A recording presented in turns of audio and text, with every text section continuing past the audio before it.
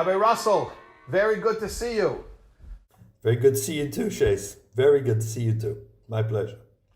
I'm sure you're aware of this podcast, this series. It's amazing.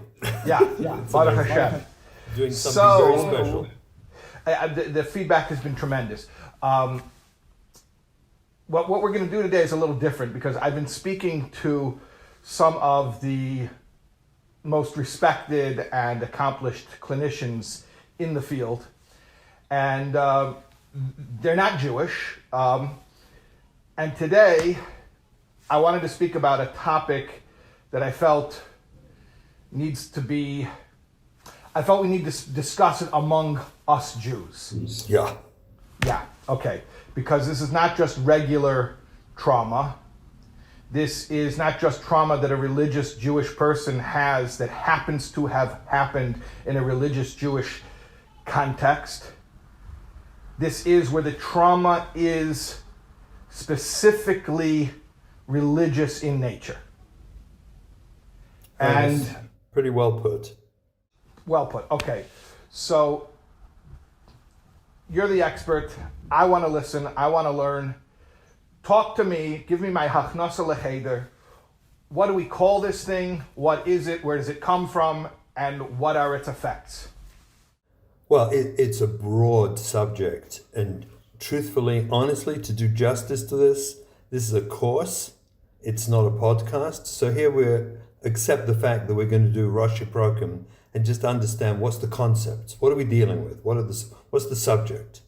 So you could say like this, we're going to talk about, at least that's my understanding, about traumas that relate to the Orthodox Jew that both overwhelm him generationally and more specifically occur within the context of his childhood, his relational development, his life in school, in yeshiva, and what that causes within him, and how it affects his core sense of self. See, I've been fighting for decades, to term what I term learning trauma, that it is in fact trauma.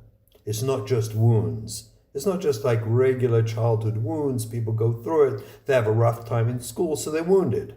And they gotta, maybe have a little therapy, get over it, some CBT, you'll get over it, you'll move on. And what I recognized early on is that it actually has the hallmark for many people. In fact, I believe that the majority of people coming through our systems have some degree or other of learning trauma, where they actually have a traumatic relationship to their experiences of learning. Once that occurs in a person's life, their experience within their school and home setting is one that they question their sense of self, of adequacy. Do I belong? Am I really a person who's admired? Do I exist? Do I have authenticity? Do I have value within this system that I live in? Can I stop you for 1 second? Yeah, please. Because when you say, do I have value within this system that I live in?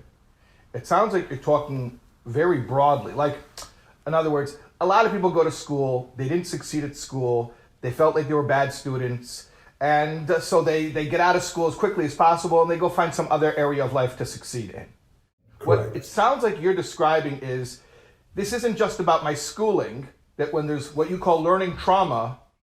Talk to me about this. Exactly. People say to me, yeah, but in the public school system, people fail there too, and they hate, and they're lousy at math, and they're terrible at geography, and they don't do well scholastically. Why is that any different? That's not traumatic. You go on to do something else, sports, whatever, life, business. See, in our world, learning, and I'm talking specifically about the vast majority of all learning that occurs for our children from when they enter primary, kindergarten, until they finally, exit the system, wherever it is, 12th grade or Beis Medrash or later seminary. The primary focus is trying to help you internalize the learning to become an Orthodox Jew. It's part of your identity as being a religious Jew. When you fail in learning, the experience of most of the children who don't really even realize what's happened to them is that internally, I'm questioning whether I even fit or belong here. In Judaism. In Judaism. In Judaism, as a Jew. The core essence of a Jewish... I just want to make sure what you're saying. You're not just saying that somebody's going to say, I'll never be a Talmid Chacham. No, it's not about that. It's about the value. If I don't chap what's going on, if I can't really grasp, I'm not into the learning, the experience a child has is that, first of all, I'm not really wanted. I'm tolerated. At best, I'm tolerated in this class. There's a word in Yiddish to kvel. Who do we kvel over? We kvel over the best students, the best academic students. They get kveled over. Everybody else gets tolerated. So we have something inherent in the system where, unfortunately, the learning experience for most of the children is one that includes the experience of being traumatized by feeling that I am threatened by the fact that I know I can't do this well. Look, listen carefully. What is a natural learner? What is a natural learner? A kid goes to school. You would hope they would be able to naturally learn, correct? So what is a natural? It's a kid that goes to school for 12 years, let's say K through 12, and he doesn't need tutoring to keep up, or certainly not extra tutoring, resource rooms, medication, threats, punishments, grounding at night, bribes. He doesn't need any of that to be able to learn well. And at best, we look at 10, maybe 15%, maybe 10% who could get through without all. Now, what does that mean to all the others? What does that mean? So you've got 10% who naturally learn. This is a very enjoyable experience. They're being presented the material which they can do well. Then you've got about 25% who, for different reasons, have no connection because they are true trauma victims. They have another trauma aside from learning trauma. And once you have any other trauma of any other sort, chances are your prefrontal cortex is offline, and the chances of you learning well is very, very diminished. So they're out. Okay. Then you've got children who actually do have a technical learning disability. And then, diagnosed or otherwise. That's right. And then you've got everybody else who are trying so hard, but never quite feel they can make it. They're always outside trying to get inside.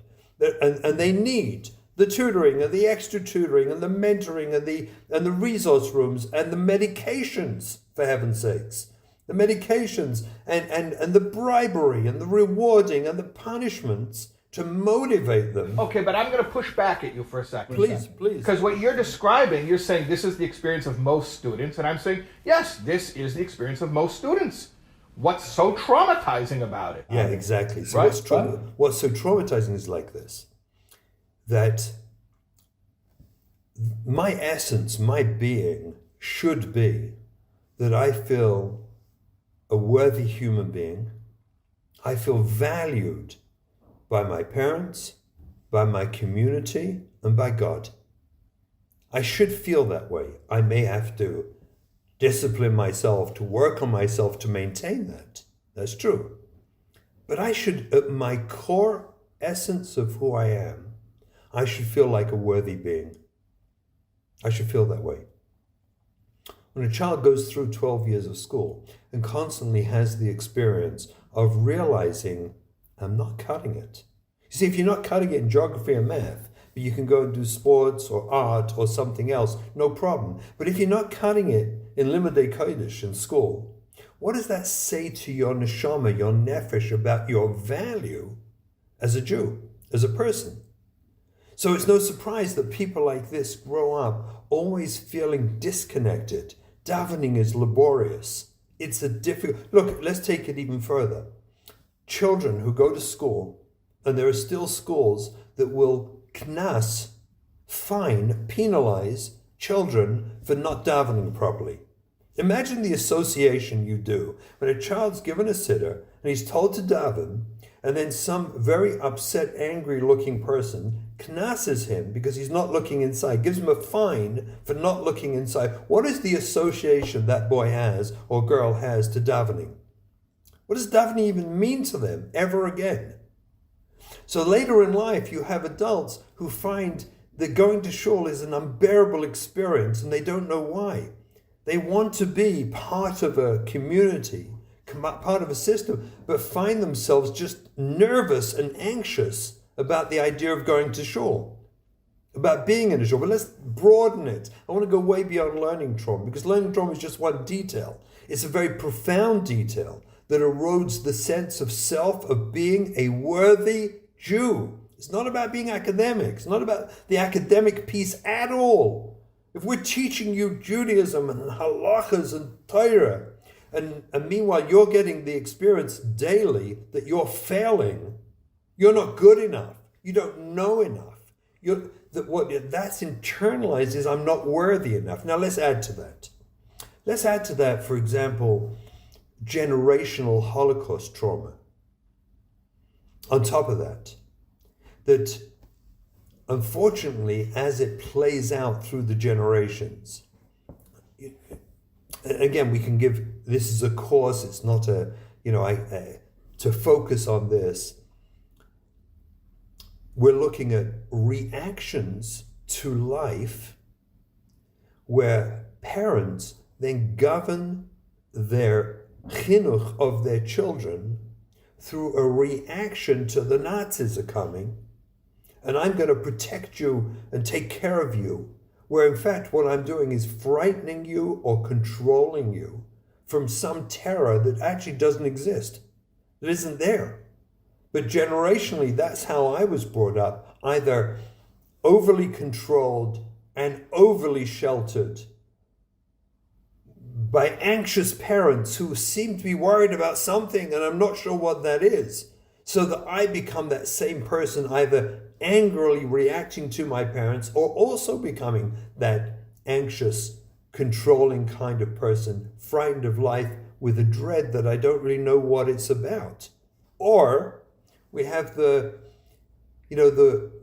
we don't kiss, where love doesn't exist, wir kuscheln nicht, we don't kiss. After 2 years old, we don't, if we can imagine just the loss of loved ones, what that felt like, which we can't imagine, it is unimaginable, where a generation of people, amongst them, survival meant shutting down love. Responsibility, yes. Achrayus, yes. Caring, yes. Clothing, yes. But not love. Not love in the deepest sense. Not love of affection and caring that a human being needs to grow. And then that gets passed on culturally. Mir kushenish. We don't kiss. We don't kiss. So you have a background of Holocaust trauma that surrounds our community deeply and profoundly, where people's hanhagas and behaviors are informed by surviving the Holocaust that doesn't exist now, 3 generations later, and yet people are still behaving that way, where children are brought up wondering, what is it I'm meant to be scared of? Or why am I not loved?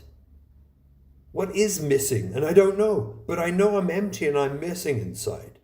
Take those same children and put them in an environment where most of them are going to experience learning trauma at some point in their journey.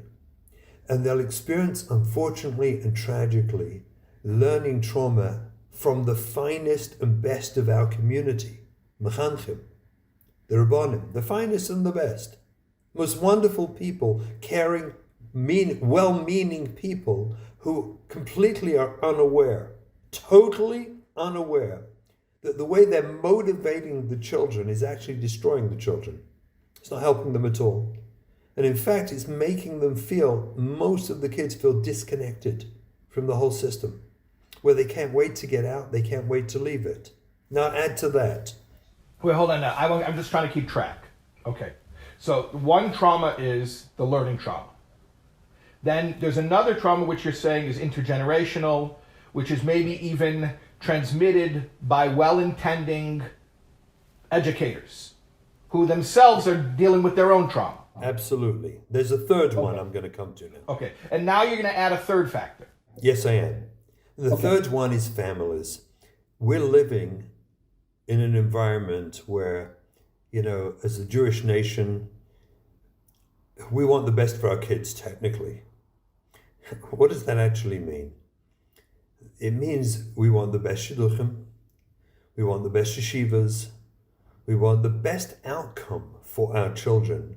And we're focusing, unfortunately, with enormous pressure, where if you actually talk to children and talk to young adults, their experience is, this wasn't about me.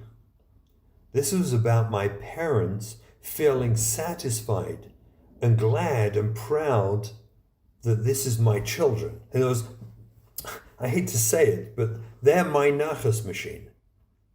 Their job is to do a good shidduch so I can feel good about myself. It's not conscious, chas v'shalom. I don't believe people actually consciously feel that. But we're motivated by this, chanoich pidake should tell us and inform us, take a look at your child and see what they need to thrive.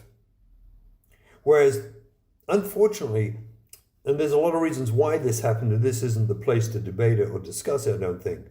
But what's happened is how do we make our kids be the best of the best, with the best shidduchim and the best shtela and the best life and the best of the best, which sounds great in theory, but in practice doesn't reflect the truth about who the children really are.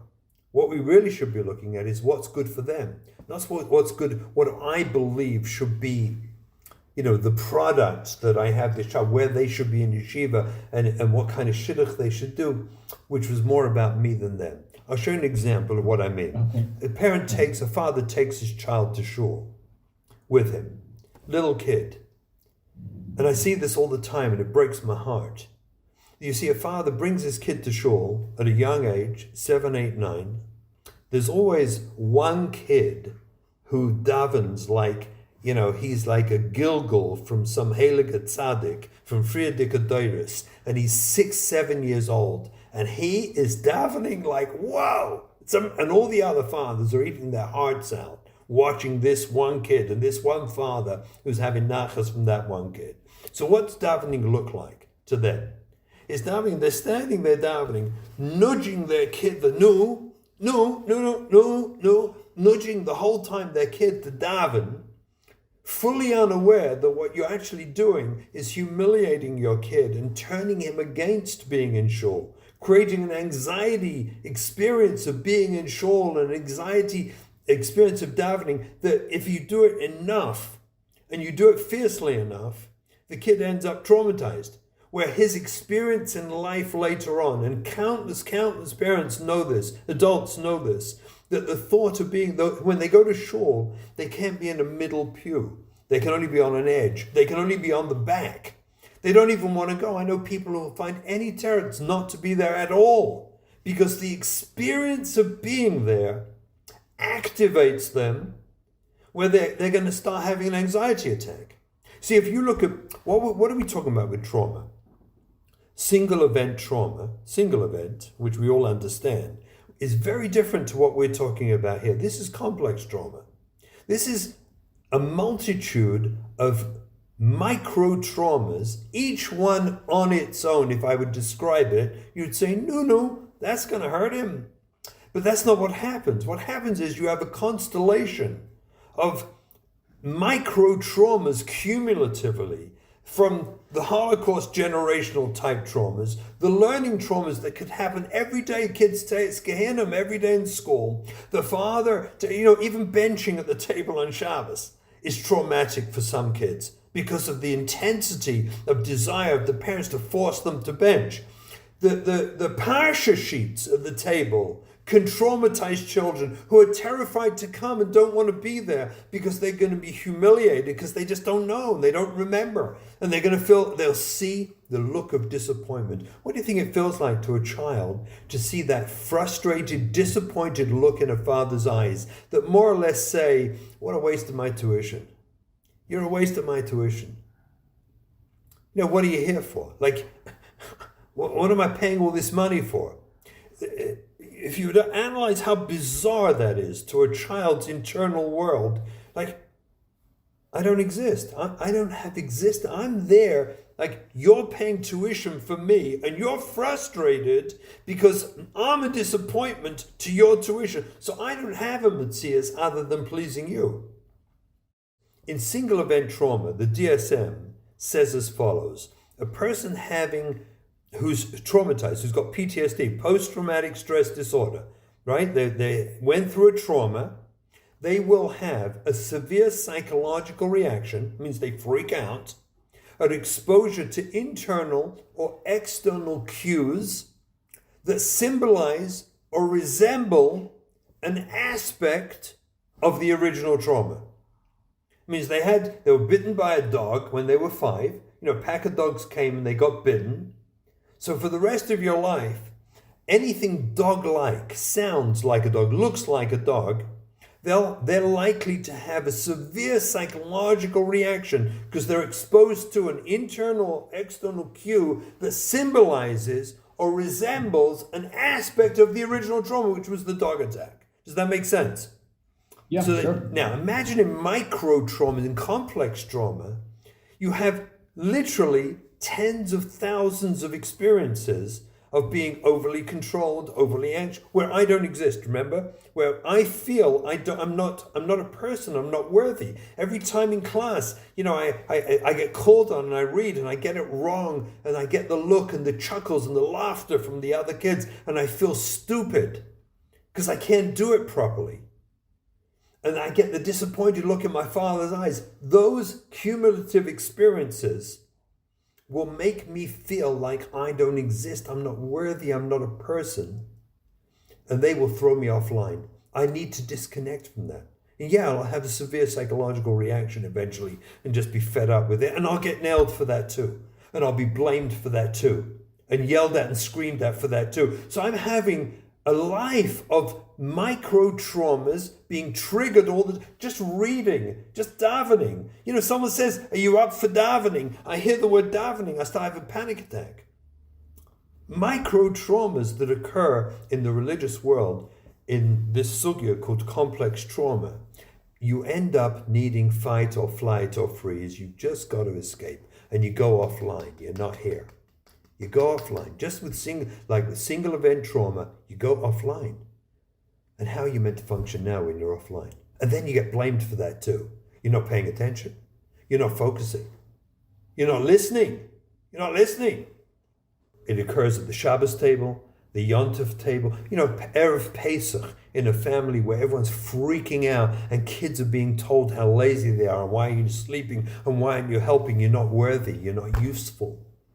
You're not valuable. This is all as a Jewish person because it's Pesach we're talking about. A knife falls on the floor and a kid unwittingly picks it up and starts using it. Someone freaks out, chametz, it's chametz, and they start screaming and get furious with you. They could say to you, Shefala, let's not put let me explain to you about chametz. Why not? But that anxious anger that's all about religion, apparently religious life, according to the experience of that child, is horrible. It's frightening. And it's certainly not something I feel connected to or want. On the other hand, I do want it. And I do want to be part of it. How do I assimilate those experiences? So I go offline. I push go offline because I can't handle it. I can't deal with it. And like I said, when you go offline, you get blamed for that too. You get severely criticized for that too. You're late for davening, you don't want to be in shul. Why not? Obviously you're not frum. It's so insidious because it takes the core essence of who I am of who I am as a person, as a Jewish person, and it devalues that essence. Talk about safe, secure, seen, and soothed. It's none of the above. It's none of the four S's. There's no attachment. And these people then want to get married and have children and be part of it. This is our world. This is our community. This is where I want to be. And yet I feel disconnected and lonely. I don't feel worthy. And I don't know why, and I have to hide it. And I walk around with shame, terrible shame inside. Terrible shame. All right. So first of all, thank you for giving me that picture of that. First of all, the difference between the complex trauma and the single event trauma. Because when you're right when you say these are micro traumas. So when you take any one of them, people hear it and they're like, well, what's the big deal? Like, no, like, right, get over it. But what you've painted is a picture of sort of like this all-encompassing, pervasive tension or this stress that it sounds like you're saying it colors the person's whole experience of Yiddishkeit, it colors their entire identity as a Jew. Correct. And okay, so it just basically it ruins everything. And you described three aspects of it. One aspect was the learning trauma. Like, why aren't you learning? Why can't you learn? Why aren't you a natural learner? Which, like you said, most kids aren't. The second part of it you said was that intergenerational stuff, that Holocaust trauma, or that the tension that's even passed on by well-meaning educators who are dealing with their own trauma. Okay, and then the third thing you mentioned, the severe social pressure of what you call being the nachas machine, of living up to certain expectations, and the whole insular community is watching you. You're in the fishbowl. You're expected to succeed according to a certain script. Okay, so you painted a very, very vivid picture of why a person would just be uncomfortable, profoundly uncomfortable. Okay, fine. I got that. I want to, because we don't have a lot more time, I want to just reorient you now. First of all, I know that you were at Fresh Start in Detroit, Michigan, and you were training the staff, and you saw the people who were coming through, both the men's group and the women's group. Could you do me one favor? Describe for me, because you described the story, how it came to this point. Now give me a snapshot. I'm looking at an adult who's 30, who's 40, who's 50. Give me the snapshot what their present looks like as a result of this whole backstory that you just described. Excellent. Well, actually, we made a commitment to do a bit of an experiment at Fresh Start, and specifically not introduce from our point of view religious trauma, learning trauma, spiritual. We made a decision. We're not going to introduce it, and we're going to see what happens. You're going to pretend it doesn't exist. Yeah, we're just not going to talk about it. We're not going to bring it up. We're going to watch what happens. And incredibly, not to me, I was not shocked at all, but incredibly, it went immediately to this place where the men there were talking about their disconnect to shul and their pain and loss, their sense of loss and confusion, why I don't want to go on time and be there. And feeling these, everyone wants it. That's the fascinating thing. Deep down, we're all Yidden and we want this. We want to be part of this. But it's so unbearable to want to be part of it and find that somehow something inside of you sees it as a threat to walk into shul. It sees it as a threat to open a siddur and daven, to go to a shir. I want to go to a shir and participate somewhere, and I have no idea why, but I have this feeling of dread.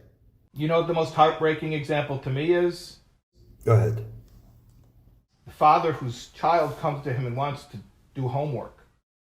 Absolutely. Are you kidding? And the father can't overcome his own trigger to learn with his child. I have countless clients of mine who have said this to me, have cried with me with the shame. You cannot imagine the depth of their shame to realize I can't do homework with my kid because I'm embarrassed. I'm embarrassed about the fact I really don't think I know it, don't know how to do it, and I feel full of anxiety just sitting there. Then what happens is they'll hire a tutor, and they'll find a tarot, and the wife will be upset with him, and why don't you do it? You're meant to be a father. And they come up with like excuses, but it's really defensive excuses. And then comes the severe psychological reaction, the anxiety, and all they want to do is run away and escape. They just want to run away and escape. That's where they go offline. You see, trauma is all about being offline. And repairing from trauma, recovering from trauma, is about being present, is being here in the moment, is being connected with my life, my experiences with davening, my experiences with mitzvahs. You know, when you're traumatized, you may go through the mitzvahs. It's like you have no idea what you're doing. And in fact, as people have said, putting on tefillin, it feels like it's burning on my arm. I want to get it on and off. And I don't know why. I have no clue why.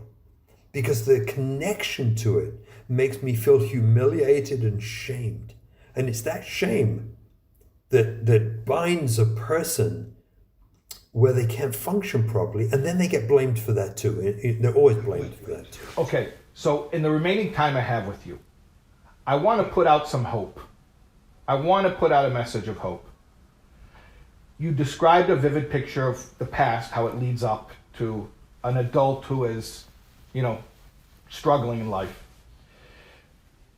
You gave us a picture of the present, like how someone would present themselves when they come into a program like Fresh Start. Talk to me about the future. Talk to me about what it looks like in the best case scenario when there's healing. And how does it happen? And what does it look like when it happens? You see, what it looks like, what it really looks like is for us to learn in terms of recovery for those already damaged.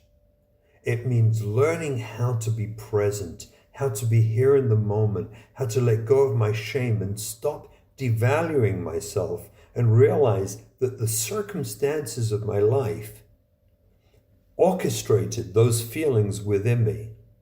And then, in fact, I can repair that and see myself as an unbelievably valuable asset to Klal Yisrael. And I can be defined as a person, a healthy, gesunter part of Klal Yisrael, a person who's worthy in the eyes of Hashem, which I don't feel. That's what recovery is coming back to that place to see that in myself and to value and realize I can love myself and realize Hashem loves me too. In the remaining moments you have with me, talk to me as a parent. What can I do for my child? Parent has to know this. Do whatever you call chinuch. I have no problem, whatever you think it is. But don't do anything if you're not doing it lovingly. Just do it with love. Whatever you want to encourage your child to learn, encourage your child to daven, teach them a mitzvah, whatever you're doing, you do it with love, or better, you don't do it.